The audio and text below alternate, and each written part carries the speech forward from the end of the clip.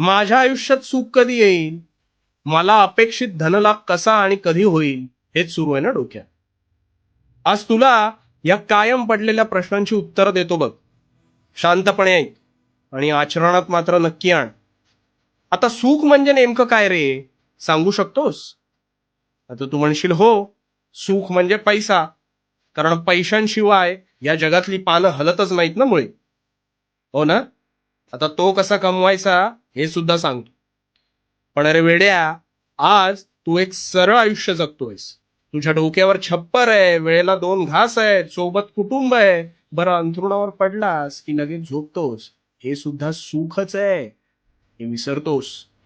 याउलट पैशांच्या तलावात बुडून सोबतीला हातपाय धड नसतील, शारीरिकरित्या मानसिकरित्या जर खच्चीकरण होत असेल, तर असल्या द्रव्याचा काय रे तो उपयोग? समोर दिसणारा व्यक्ती काही न करता खूप पैसे कमवतो आणि तो सुखी सुद्धा आहे, पण मी मात्र कायम दुःखी आहे, असंच काहीसं विचित्र सुरू असतं ना तुझ्या मस्तकात.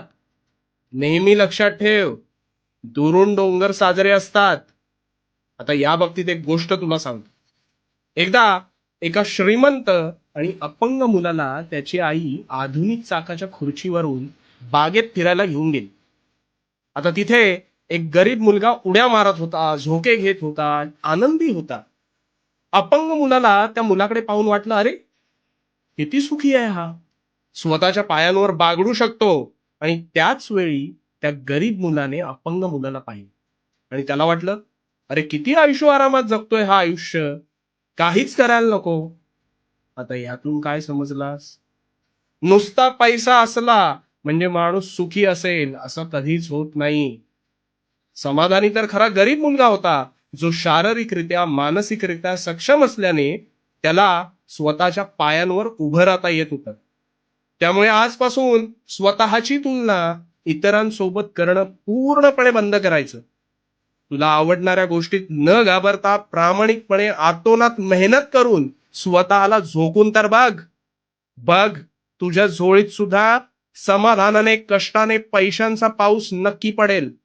आणि स्वतःला झोकून देताना भिवू नकोस.